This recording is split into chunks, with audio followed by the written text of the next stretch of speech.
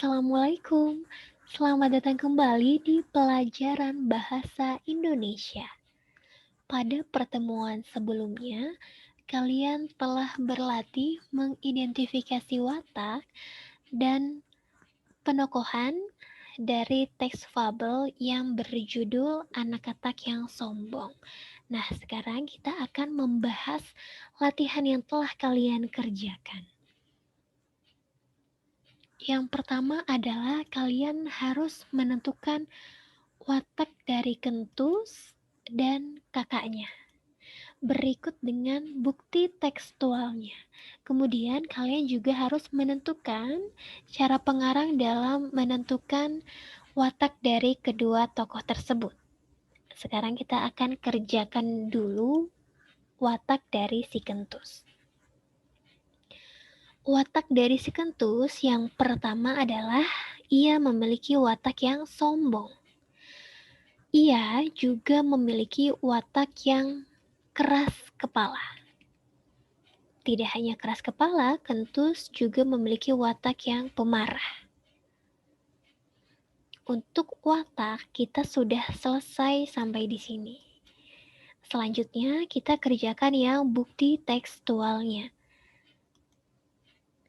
Kita harus mencari bukti tekstualnya, ya. Dari mana kita tahu bahwa Kentus itu memiliki watak yang sombong. Nah, buktinya bisa kita dapatkan di paragraf yang pertama. Pada kalimat yang ini. Karena kelebihannya itu, Kentus menjadi sangat sombong. Ya, kalimat ini cukup menjadi bukti bahwa Kentus itu adalah katak yang sombong. Oke, lanjut. Kita tahu dari mana bahwa Kentus itu memiliki watak yang keras kepala. Bisa kita temukan buktinya di paragraf yang kedua. Akan tetapi, nasihat kakaknya tidak pernah dihiraukan. Kita pindahkan. Nah, ini ya. Selanjutnya, bukti bahwa Kentus itu memiliki watak yang pemarah bisa kita temukan di paragraf ketiga sampai keempat. Kita pindahkan. Seperti ini ya. Nah, untuk bukti tekstual kita sudah selesai sampai di sini. Sekarang kita menentukan cara pengarang dalam menentukan watak si Kentus yang sombong, yang keras kepala, dan pemarah. Tentunya kalian sudah mempelajari materi tentang penokohan, ya. Teknik analitik adalah cara pengarang menggambarkan watak tokoh secara langsung, begitu ya, secara jelas disebutkan. Untuk teknik dramatik adalah cara pengarang menggambarkan watak tokoh secara tidak langsung, ya, melalui 6 cara. Yang pertama, melalui pikiran tokoh, dialog antar tokoh, reaksi tokoh, keadaan fisik, lingkungan, dan tingkah laku tokoh. Ini bisa kita pilih salah satu. Sekarang kita tentukan dulu watak Kentus yang sombong, ya. Pengarang itu menggambarkannya melalui teknik yang mana? Melalui teknik analitik atau dramatik. Kita lihat di sini buktinya. Ada kalimat yang menyebutkan bahwa Kentus itu sombong. Kentus menjadi sangat sombong katanya. Ya, pengarang secara jelas, sangat jelas menyebutkan bahwa si Kentus itu sombong. Nah, berarti teknik yang digunakan adalah teknik analitik. Pengarang menggambarkan watak Kentus yang sombong secara langsung. Begitu. Kita beri tanda centang, ya. Lanjut. Cara pengarang menggambarkan watak Kentus yang keras kepala itu melalui cara teknik analitik atau secara langsung, ya. Di sini kalimatnya Akan tetapi nasihat kakaknya tidak pernah dihiraukan. Dari kalimat ini, pembaca bisa langsung menyimpulkan bahwa Kentus itu memiliki sifat yang keras kepala karena dia tidak pernah menghiraukan nasihat dari kakaknya. Begitu ya. Kemudian lanjut. Cara pengarang menggambarkan watak Kentus yang pemarah. Buktinya bisa kita lihat pada kalimat yang ini, ya. Pada suatu pagi, Kentus berlatih melompat di padang rumput. Ketika itu juga ada seekor anak lembu yang sedang bermain di sana. Sesekali anak lembu itu mendekati ibunya untuk menyedot susu. Anak lembu itu gembira sekali. Dia berlari-lari sambil sesekali memakan rumput yang segar. Secara tidak sengaja, lidah anak lembu itu terkena tubuh Kentus. Beraninya makhluk ini mengusikku, kata Kentus dengan marah sambil menjauhi anak lembu. Nah, di sini pengarang menceritakan situasi ya atau kejadian yang dialami oleh Kentus dan lembu begitu. Diceritakan bahwa anak lembu tidak sengaja mengenai tubuh dari si Kentus tersebut. Kemudian Kentus marah ya sambil menjauhi anak lembu. Nah, dari kalimat ini, dari paragraf ini, kita bisa menentukan bahwa si Kentus itu pemarah gitu ya. Kenapa? Caranya tuh gimana gitu ya? Cara pengarang menggambarkan watak pemarah si Kentus itu dari mana gitu. Bukan dari teknik analitik, tetapi dari teknik dramatik. Ya, kita pilih yang mana nih?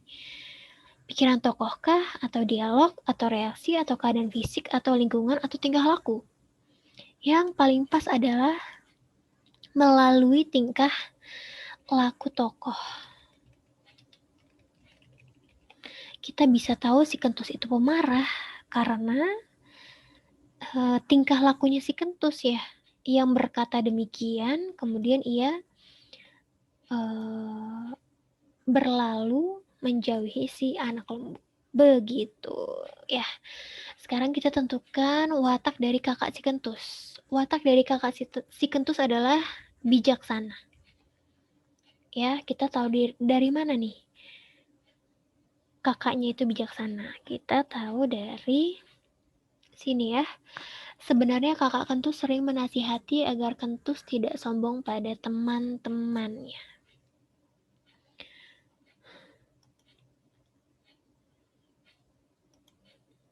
Ya, ini juga menggunakan teknik analitik seperti itu. Nah, untuk tokoh Kentus, di sini kan ada 3 watak ya yang disebutkan. Jika kalian hanya menyebutkan satu watak, itu tidak apa-apa. Itu sudah Ustazah betulkan. Seperti itu. Untuk pembahasan tentang penokohan, cukup sampai di sini. Sekarang kita beralih ke submateri selanjutnya, yaitu membuat kerangka teks fabel.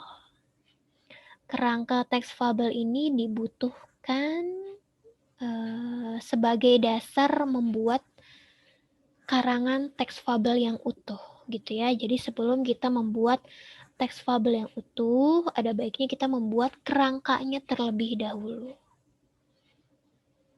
Nah, untuk membuat kerangka fabel yang baik harus memperhatikan strukturnya. Ya, judul, orientasi, komplikasi, resolusi, dan kode. Gitu. Untuk menentukan judul, ini bisa kalian kerjakan di akhir. Setelah kalian menentukan kerangka cerita dari keempat struktur ini, ya.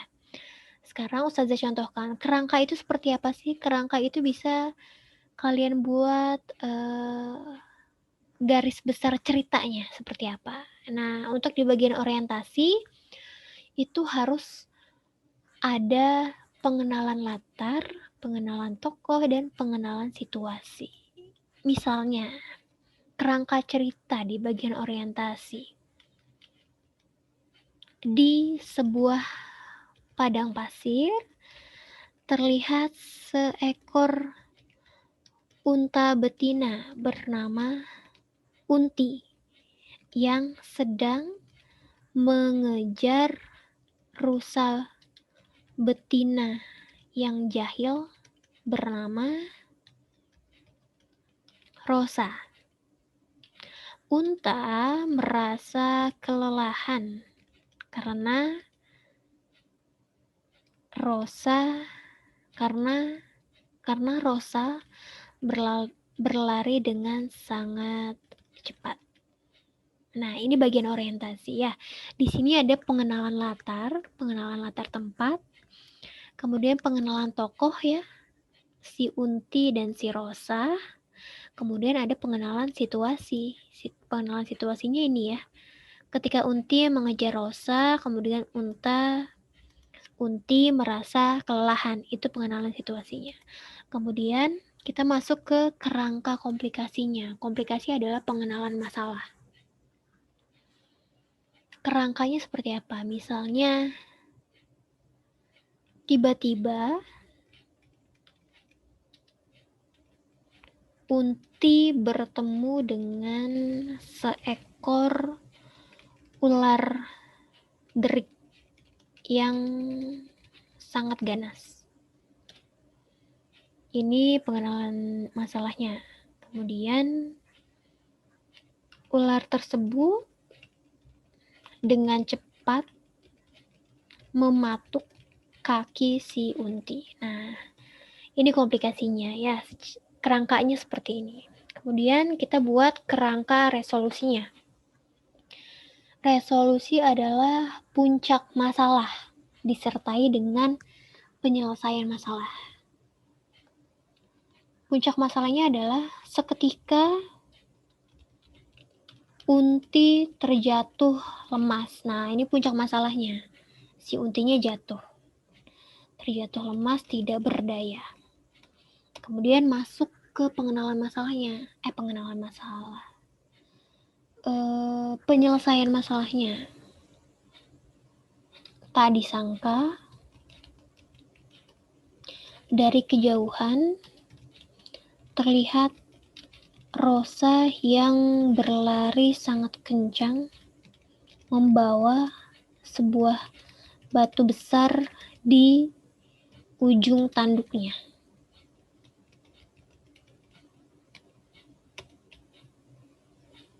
Kemudian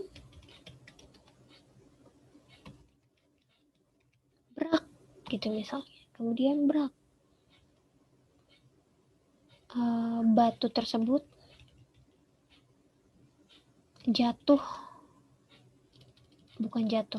dilempar tepat pada kepala si ular misalnya. Udah deh ularnya mati misalnya. Nah, terus lanjut ke koda. Koda adalah akhir dari cerita, endingnya seperti apa gitu ya. Kalau di bagian koda ini kalian mau memasukkan amanat atau pesan moral itu boleh, silakan. Yang jelas koda adalah ending ya, akhir dari cerita. Akhir dari ceritanya adalah apa kira-kira? Rosa membantu Unti berdiri dan segera melarikannya ke rumah sakit. Ceritanya ada rumah sakit ya, ke rumah sakit. Sejak saat itulah mereka menjadi sahabat yang tak terpisahkan. Nah, misalnya gini ya. Nah, setelah kalian menentukan ini, keempat kerangka struktur ini, kalian baru deh bisa tentukan judulnya. Misalnya, persahabatan Unti dan Rosa, misalnya. Seperti itu ya, boleh. Ini adalah kerangka. Kerangka adalah garis besar. Nah, nantinya dari kerangka yang telah kalian buat, ini akan dibuat menjadi teks fabel yang utuh gitu ya, yang panjang ceritanya. Seperti itu. Tugasnya adalah kalian membuat kerangka teks fabel ya, persis seperti yang Ustazah contohkan barusan. Kerjakan di buku latihan, boleh tidak menggunakan tabel seperti ini, terserah. Dan laporkan sebelum pukul 4 sore. Seperti itu ya. Terima kasih. Wassalamualaikum warahmatullahi wabarakatuh.